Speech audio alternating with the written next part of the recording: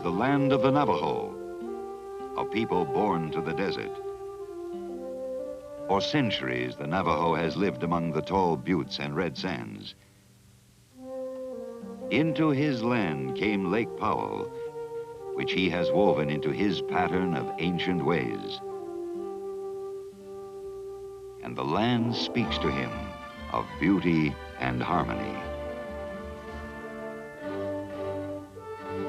Lake Powell is held within the canyon by the massive Glen Canyon Dam. Impressive in its silent strength, the dam, with its 10 million tons of concrete, rises 710 feet from sandstone bedrock. Glen Canyon was chosen as the site for the key dam of the Colorado River Storage Project. For with a dam in Glen Canyon, the runoff from 4 states could be controlled, could be saved for periods of drought, could produce electrical power for the cities of the West, could make possible many water projects in the upper Colorado River Basin. The story of Glen Canyon Dam and Lake Powell began years ago. At that time, the canyon lay isolated, remote, and almost unknown to the outside world. In October 1956, the first blast was detonated high on a canyon wall. The isolated dam site required links to the outside world, roads and bridges to bear the weight of 50,000 trucks carrying equipment and material for the new dam.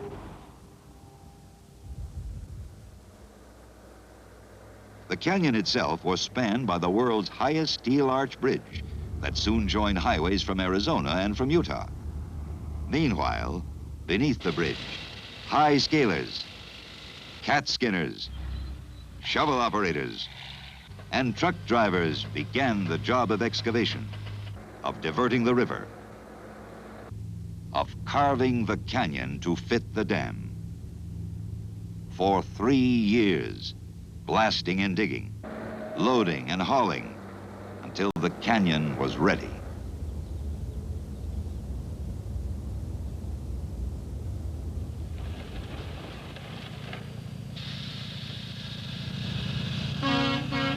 Huge buckets, each carrying 24 tons of concrete, made over 400,000 trips to the rising blocks.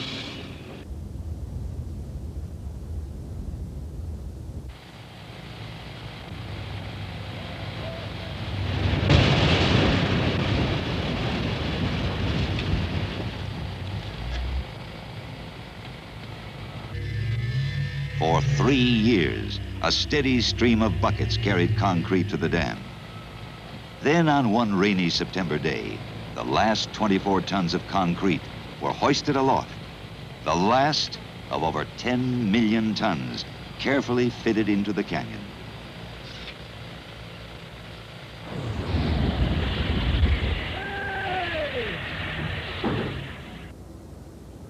The gates of the diversion tunnels were closed.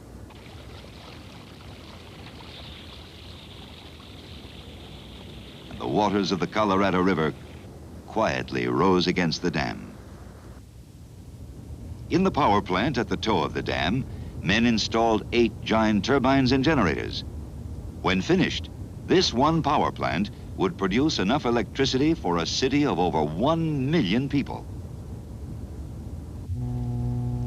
Hydroelectric energy from Glen Canyon was to flow into power lines of the Colorado River Storage Project. These big lines were then carried to public and private power companies for distribution.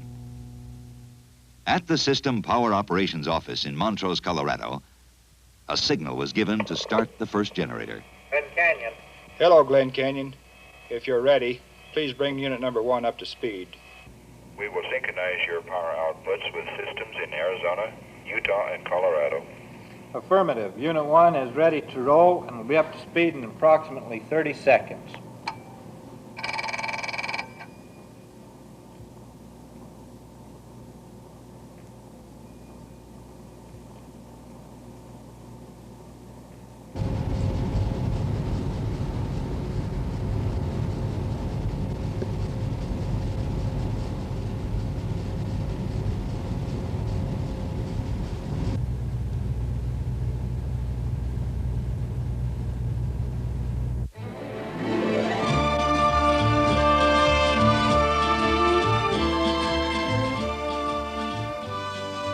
river that had once flowed brown with silt was halting. Clear waters of the new lake lapped against red sandstone cliffs and backed into remote side canyons. Lake Powell, it was named, in honor of Major John Wesley Powell, the scientist who first explored and named Glen Canyon in 1869. From fish hatcheries in the Southwest, the Fish and Wildlife Service sent large planes loaded with millions of tiny trout and bass. Trout and bass that would find homes in the blue waters, where they would soon grow into fighting game fish.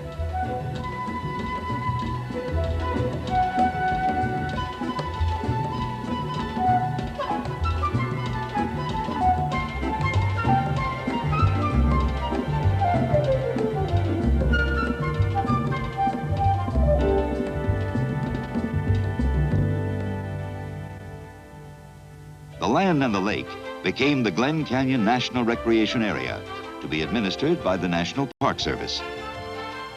Swimming beaches, boat docks, marinas, and motels were built by the service and the concessionaires.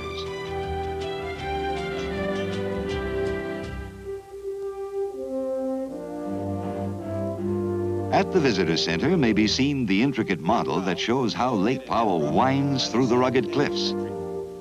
The dam, built by the Bureau of Reclamation, is located here in Arizona, and the Utah-Arizona border is here.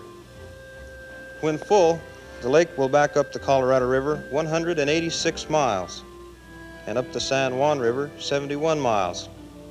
The shoreline will be almost 2,000 miles long. Along the upper part of the lake, access roads reach developed areas at Hall's Crossing, Bullfrog, and Height. Or visitors may enjoy the viewpoint over the dam and power plant.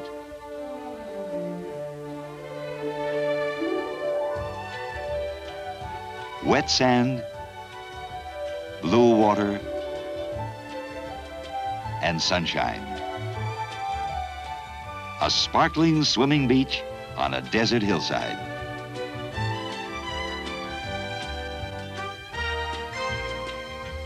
Where the main roads reach the lake are new campgrounds for travelers.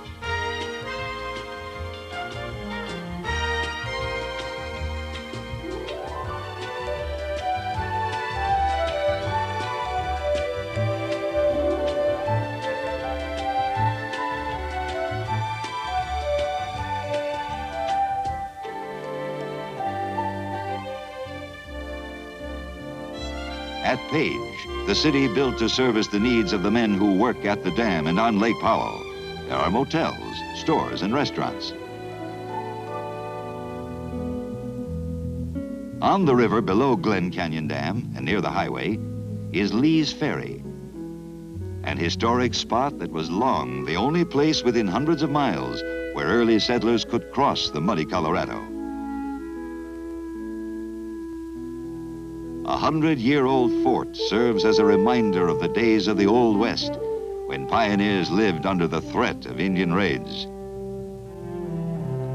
Stones were quarried by hand from the nearby cliffs to build the small fort. The roof was made of willows and mud.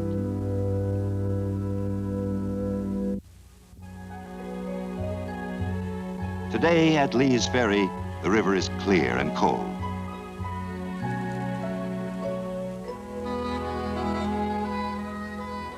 Upstream, 15 river miles between lofty cliffs of Navajo sandstone.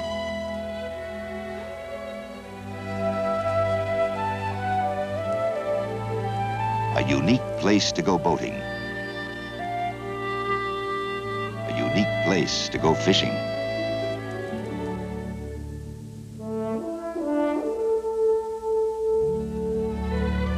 On Lake Powell itself, tour boats take sightseers through the canyons to the dam and to scenic attractions around the lake.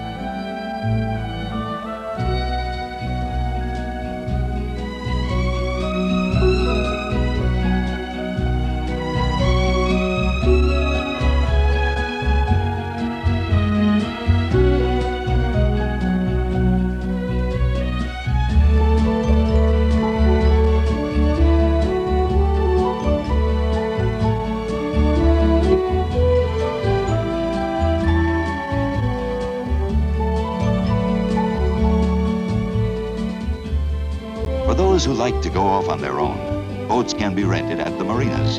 Or, as many thousands do, a family can bring its own boat.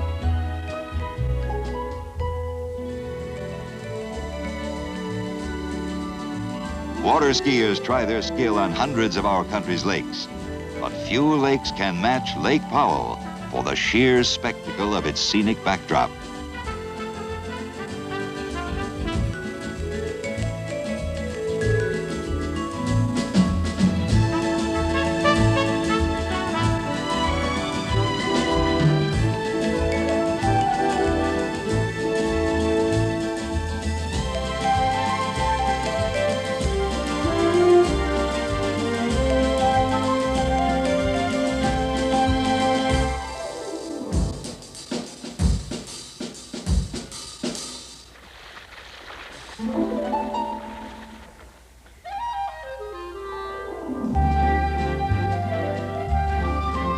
A favorite sport at Lake Powell is fishing for the large and small fish that inhabit its deep waters. Although many trout, bluegill, and catfish thrive in this lake, the usual catch is largemouth black bass.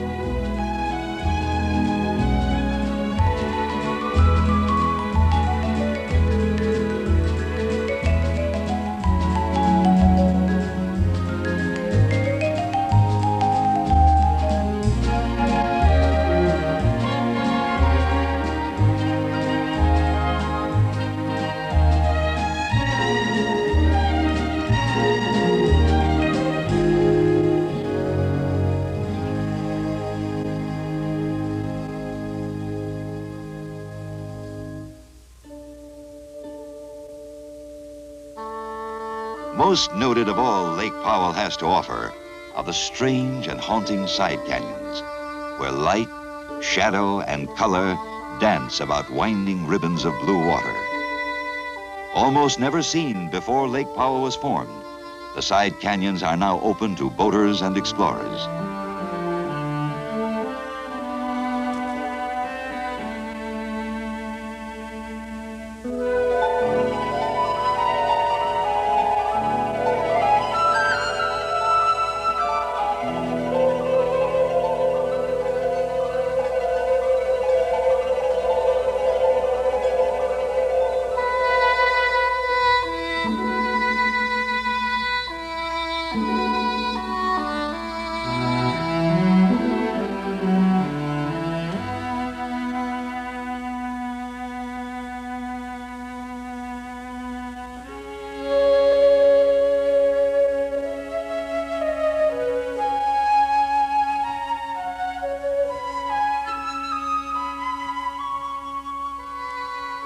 Even in the side canyons, the land is big.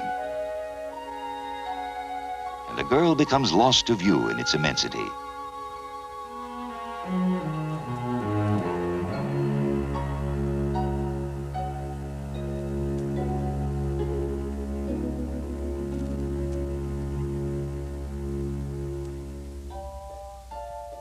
Many of the side canyons continue on into higher country beyond the lake. Here is a part of the earth almost untouched by modern man. A place where time seems motionless, where the primeval past still survives.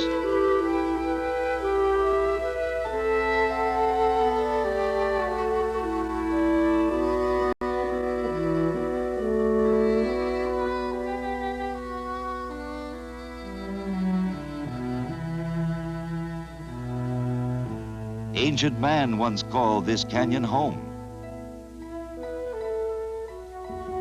700 years ago, the Pueblo Indians raised corn on the canyon floor, and they lived in the alcoves and caves.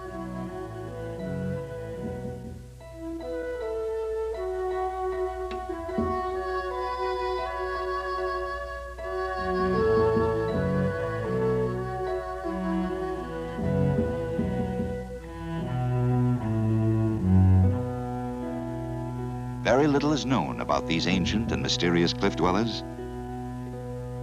Just what was the Indian artist telling his fellow man? Or do these markings represent a meeting of the tribe, where each clan recorded the family coat of arms?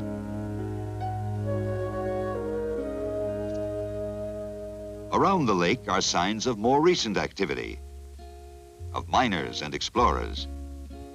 In the 1890s, gold seekers cut steps into the rock for their horses.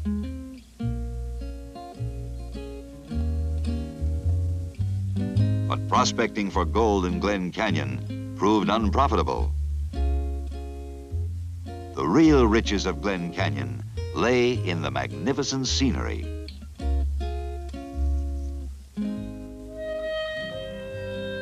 At a place called Hole in the Rock, visitors may see where Mormon pioneers built a road for their wagons during the winter of 1879 and 1880.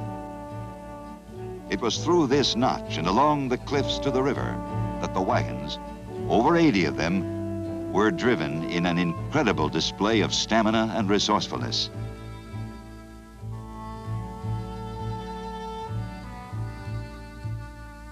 At Register Rocks, many of the dauntless Hole in the Rock pioneers cut their names into the soft sandstone.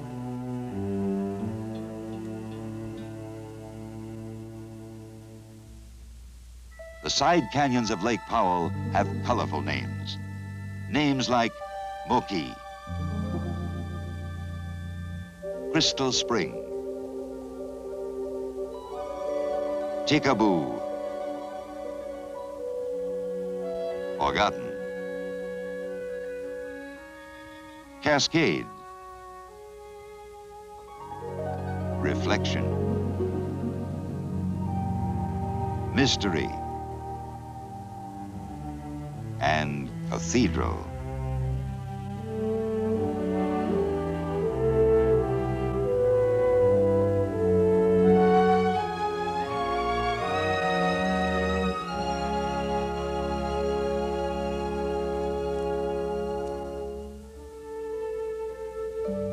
Some contain sparkling streams of clear spring water that give rise to a lush growth of trees, shrubs, flowers, and grass.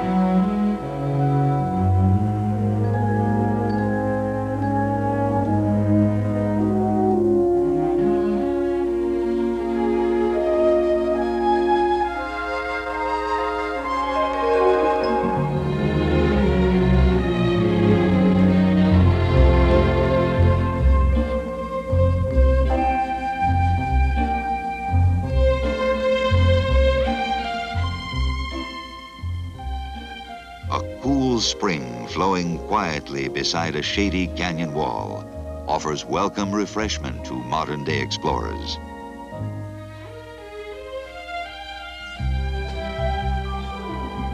A pool at the base of a small waterfall becomes a delight for children.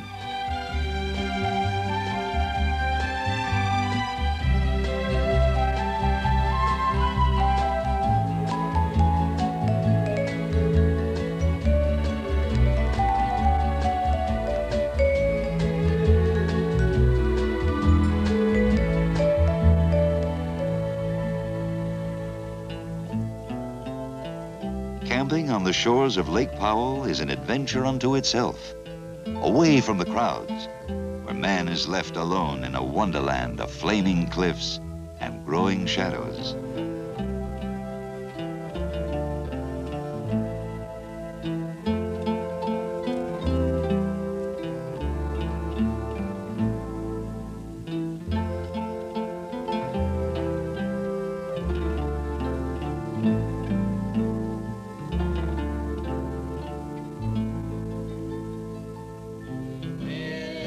the train I'm on, you will know that I am gone. You can hear the whistle blow 100 miles.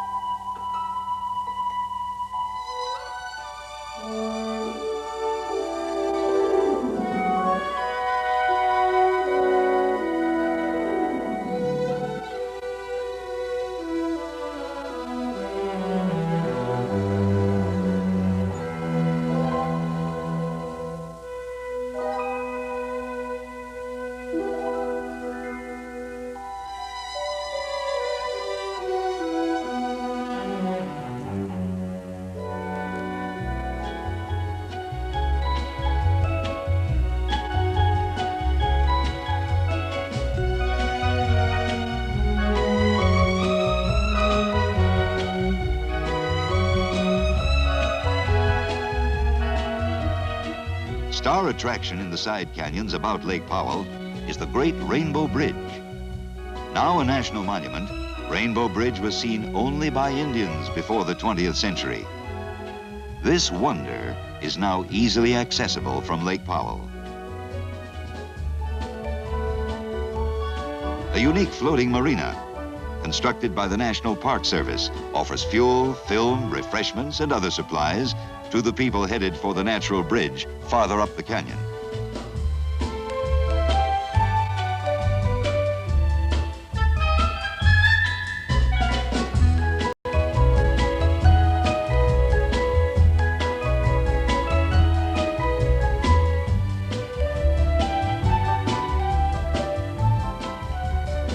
Boats are docked at the end of the lake in narrow Bridge Canyon.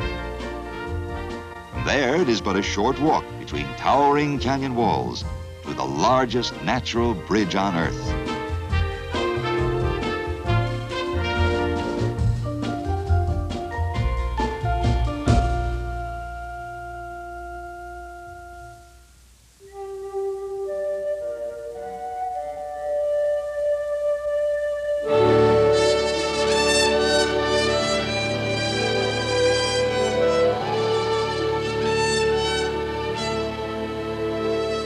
Arching gracefully 309 feet above the creek bed, it is higher than the National Capitol building. But yet, neither words nor film can capture the magnificence of the bridge the Navajos call Nonnazoshi, or a rainbow turned to stone.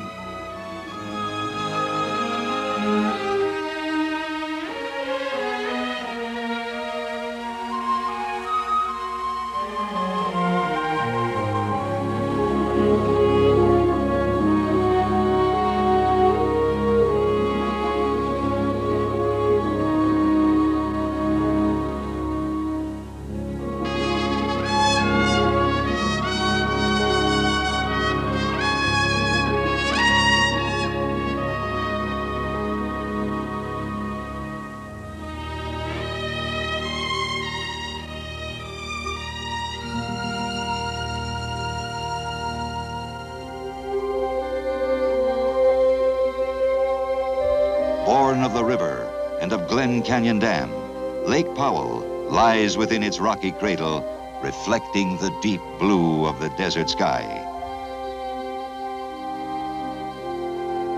Lake Powell can mean sport.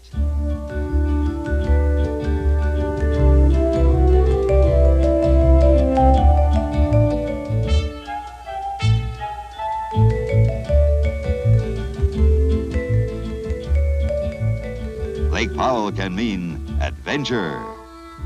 Lake Powell can mean contact with an almost unreal world of cliffs and side canyons.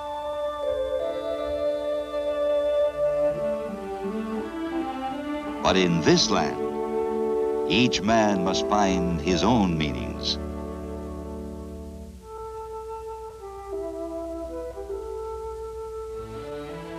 Lake Powell, the jewel of the Colorado, offers the opportunity.